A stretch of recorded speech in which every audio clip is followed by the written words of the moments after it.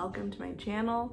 We're 2 for 2. This is my second video. I can't even believe I'm filming. I did want to say big thanks to all the support and love that I got. I was definitely really nervous about posting, and everyone was so nice about it and reshared it and commented and liked it, and that just felt really good. And not gonna lie, it was a little like overwhelming, like wait, people are watching my video, but it feels really good and it's really nice, and I'm just so grateful and thankful for anyone that left a really nice comment or reshared or liked or even watched my video. Thank you for hanging out with me. So today I have a little bit of a baby vlog. It's really tiny. It's only like maybe 3 or 4 minutes long, but I had the last week of December off. I took some vacation time and I took some clips of my vacation. Very minimal clips. I am still very much so getting used to filming and remembering to take out my camera, so apologies that it's not longer, but I'm hoping to practice and get better and remember to take out my camera. But I just wanted to share my last week of 2022. Didn't film all the days, that's for sure, but I don't know, I just thought it'd be cute to share that with you. In my last video, I did mention sharing my 2022 favorites, but I don't think that's gonna be this video. I think what I'm gonna do is I'm gonna share this vlog with you, and I also, during the end of December, it was the Barnes & Noble sale, and obviously I ended up going. I couldn't help myself. So I went, and I thought it'd be fun to share with you after what books I got. But yeah, without further ado, here's the last week of my vacation.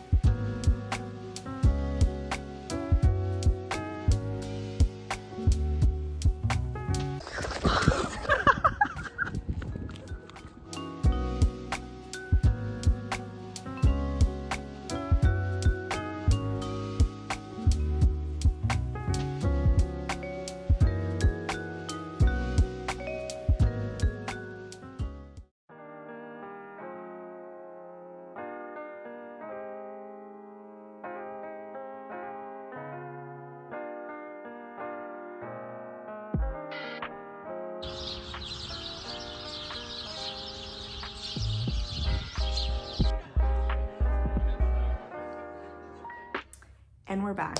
Time for the book haul portion of this video. If you stayed around, thanks for hanging out. I hope you liked having a little bit of a glimpse into the last week of December for me. But now we can jump into what I ended up picking up at the sale. I am so sorry if you can hear that. Okay, so typically I'm not really a big Barnes & Noble girly. In Boston, I feel like we have so many good indie bookstores that's where I typically buy all my books. But I did see that they were having a sale on hardback. There were so many books that I wanted to pick up, and I figured this was the time, especially because sneak peek into one of my 2023 reading goals. I'm hoping to make a dent in my physical collection of books and mostly use the library, and trying to stay away from buying new books, at least while I make a dent in the books that I currently own, because there's a lot. A majority of the books I haven't read are currently on my shelf, so I need to make a dent on them. Enough of that, let me dive into what I ended up picking up at the Barnes & Noble book sale. Up first, these aren't technically for me. I bought them as a Christmas gift for my partner because I think he would really like these books. So I got Before the Coffee Gets Cold, and I also got Tales from the Cafe. So I think it's 3 books in the series, but they didn't have the 3rd one for some reason. They only had these 2, so I just picked them up. This is a collection of books that are translated from Japanese, and I don't know, I've just seen so much about them, and people seem to really like them, and it seems to give like that cozy vibe. So I'm really excited to dive into these. I think that these will be a fun winter read. I don't know if I'll read these first or if my partner will, but I'm also excited to just like talk to him about them. But yeah, let me read the description of this one. I won't read the second one. In a small back alley of Tokyo, there is a cafe that has been serving carefully brewed coffee for more than 100 years. Local legend says that this coffee shop offers something else besides coffee, the chance to travel back in time. Over the course of one summer, 4 customers visit the cafe in hopes of making that journey. But time travel isn't so simple, and there are rules that must be followed. Most important, the trip can only last as long as it takes for the coffee to get cold. Heartwarming, wistful, mysterious, and delightfully quirky, Toshikazu Kawaguchi's internationally best-selling novel explores the age-old question, what would you change if you could travel back in time? I don't know, sounds pretty good to me. Next on the list, not technically mine. Jacob ended up picking this one up at the Barnes & Noble sale, but it sounded so good when he was telling me what it was about. I think I'll really like it too, but we'll see. So this is also translated from Japanese. It's Diary of a Void. Let me read what it's about. When 34-year-old Miss Shibata gets a new job in Tokyo to escape sexual harassment at her old one, she finds that as the only woman at her new workplace, a company that manufactures cardboard tubes for paper towel and toilet paper rolls, she's expected to do all the menial tasks. One day, she announces that she can't clear away her coworkers' dirty cups because she's pregnant, and the smell nauseates her. The only thing is, Miss Shibata is not pregnant. Pregnant Miss Shibata doesn't have to serve coffee to anyone. Pregnant Miss Shibata isn't forced to work overtime. Pregnant Miss Shibata rests, watches TV, takes long baths, and even joins an aerobics class for expectant mothers. She's finally being treated by her colleagues as more than a hollow core, but she has a 9-month ruse to keep up with. Before long, it becomes all-absorbing, and with the help of towel-stuffed shirts and diary app that tracks every stage of her pregnancy, the boundary between her lie and her life begins to dissolve. Surreal and absurdist with a winning matter-of-factness, a light touch, and a refreshing sensitivity to mental health, Diary of a Void will keep you turning the pages just to see how far Miss Shibata will carry her deception for the sake of women, and especially working mothers everywhere. Doesn't that sound so good? I don't know, that sounds really interesting to me. I want to know how this ends. I want to know how it goes for her. Just very curious. So while it's not mine, it will be on the shelves, so I'm gonna try and read it too. Okay, up next. This is kind of not out of my comfort zone, but it's not a genre I typically read, but I am kind of getting more into possibly reading more from this genre and seeing how I feel about it. And I don't know if it's like the winter time, but for some reason right now feels like the time that I'd like to dive into a novel like this. So the second one is Strega, and this is also translated from the Swedish. Very curious to see how I feel about this one, but can you just like look at that cover? That cover is stunning. I also like the other cover of it. It's like green with purple, and I think it's a girl like smoking a cigarette or something. That one's also a really nice cover, but wow, so pretty. The biggest reason why I picked this up is because I saw it on Lemonhead Lit and Malls by Moonlight, their like top 22 wrap up. I saw that this was on there and the cover was interesting to me, and I read the premise and I was like, that does sound good. I feel like I'll like it, but we'll see. So let me read the description of this one. With toiletries, hairbands, and note bags in her bag, 19-year-old Rafaela leaves her parents' home and travels to the formerly majestic Olympic Hotel, perched in the mountains above the small village of Strega. As seasonal workers, she and 8 other girls toil constantly to prepare the hotel for guests, but none arrive. Instead, they contort themselves daily to the expectations of their strict why am I spacing on this word? Matronly bosses, and in their spare moments find solace together. When guests finally arrive for a wild and, oh my god, how many words am I not gonna know? Raucous. Just ignore that. When guests finally arrive for a wild and precocious party, one of the girls disappears without a trace. What follows are deeper revelations about the myths we teach young women, what we raise them to expect from the world, and whether a gentler, more beautiful life is possible. In stimulating and transportive imagery, Joanne Likey Home, I'm so sorry, I'm like butchering this, builds a world filled with the secrecy and potential energy of girls on the cusp of womanhood. An allegory for the societal rights, expectations of women, and violence we too easily allow, Strega builds like a spell that keeps exerting its powers long after reading. That just sounds really good to me, I don't know. Right here it says powerfully inventive and atmospheric. Like that, I feel like this is definitely gonna give me like creepy, not creepy vibes, but I don't know. I think this is gonna be eerie, maybe? We'll see whenever I end up reading this, but that's Strega.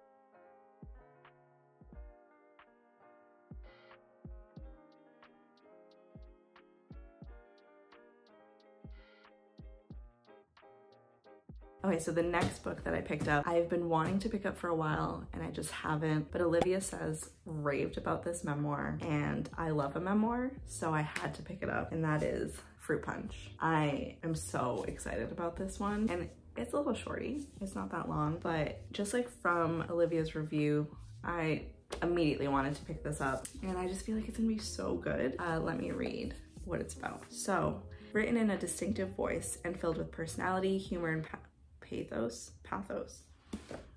What I'm learning is I don't know words. Fruit Punch is a memoir unlike any other. From a one-of-a-kind millennial talent growing up in Dallas, Texas in the 1990s and early 2000s, Kendra Allen had a complicated, loving, and intense family life filled with desire and community, but also undercurrents of violence and turmoil. We equate suffering to perseverance and misinterpret the gravity of shame, she writes. As she makes her way through a world of obscureness, Kendra finds herself slowly discovering outlets to help navigate growing up and against the expected performance of being a young Black woman in the South, a complex interplay of race, class, and gender that proves to be ever-shifting ground. Fruit Punch touches on everything from questions of beauty and how we form concepts of ourselves. As a small rebellion, young Kendra scratched a hole into every pair of stockings she was forced to wear, to what it was like to grow up in her great-uncle's Southern Baptist church, with rules including no uncrossed ankles and no questions, inflicted by a powerful sense of place and touched by poetry. Fruit Punch is a stunning achievement, a memoir born of love and endurance, fight or flight, and what it means to be a witness from a blisteringly honest and observant perspective. So I just feel like this is gonna be so good. Next up on the list is Big Girl. Ooh, oh my god. Okay, so this is Big Girl. I picked it up mainly because of the cover. Like, I love the blue and the purple and the orange all together. I think it looks really cool. And then like within the text, it's like apartments, buildings, like, I don't know, I just think it looks really, really cool. So I picked it up and then I read the description and it sounded really good. Malaya Clondon hates when her mother drags her to Weight Watchers meetings in the church's stuffy basement community center, a quietly inquisitive 8-year-old struggling to suppress her insatiable longing. She would much rather paint alone in her bedroom or sneak out with her father for a sampling of Harlem's forbidden street foods. For Malaya, the pressures of going to predominantly white Upper East Side prep school are compounded by the high expectations passed down over generations from her sharp-tongued grandmother and her mother. Nayela, a painfully proper professor struggling to earn tenure at a prestigious university, but their relentless prescriptions, fad diets of cottage cheese and sugar-free jello, high cardio, African dance classes, endless doctor's appointments don't work on Malaya. As Malaya comes of age in a rapidly gentrifying 1990s Harlem, she strains to understand ladiness and fit neatly within the suffocating confines of a so-called femininity that holds no room for her body. Nothing seems to help until a family tragedy forces her to finally face the source of her hunger on her own terms. Inquisitively compassionate and clever, Big is filled with everyday people who, in Mecca Jamila Sullivan's gifted hands, show us the love and struggle of what it means to be inside bodies that don't always fit with the outside world. In tracing the perils and pleasures of the inheritance that comes with being born, Sullivan pushes boundaries and creates an unforgettable portrait of Black womanhood in America. Yeah, that sounds really interesting to me. Okay, and the last and final book that I picked up, and I wouldn't say it's the one I'm most excited for because I am really excited about all of these, but I just feel like I've seen so many good reviews and like I've just heard so many good things about it that I can't wait to dive into this one. I honestly it might be like one of my next reads. It's Stories from the Tenants Downstairs, and it's just a collection of short stories. I first saw this reviewed by Kat, and then I also talked to Ivana about it because she read it and she really liked it. I read Daniel's review on it, and Olivia Says also posted a review on it, and I just need to read this. Like, I need to get to this soon. And normally I'm not like a big short story girl. I feel like it takes a lot for me to like get involved, and then I don't want to like change to a different story, but I don't know, there's some books some short story collections that I really like. For example, Disha Filion is quoted on here, and I loved Secret Lives of Church Ladies, so I feel like I'm so ready for this one and to dive in.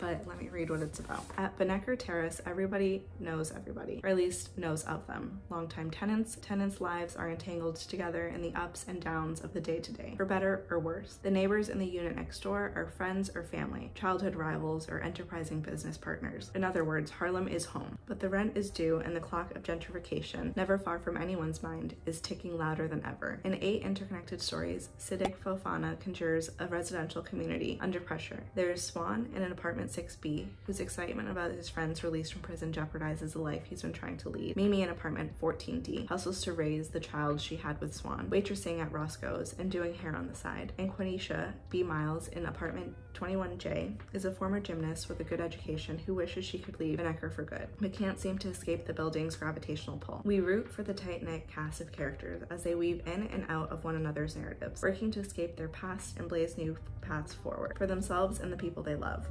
All the while we brace, as they do, for the challenges of rapidly shifting future. Stories from the Tenants Downstairs brilliantly captures the joy and pain of the human experience and heralds the arrival of a uniquely talented writer.